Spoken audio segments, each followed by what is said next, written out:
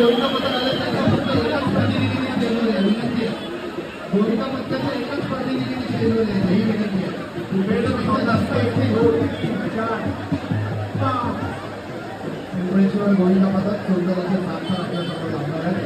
सगळ्यांनी पक्ष करायचे आपल्याला पुन्हा एकदा शुभेच्छा. उपस्थित गोविंदा पथकाला विनंती आपण त्यांना सहकार्य करायचं. प्रशिक्षक राजू बरोबर यांच्या मार्गदर्शनाखाली सतत 2 महिने जो सराव केला त्याचा आता प्रात्यक्षिक आपण अनुभव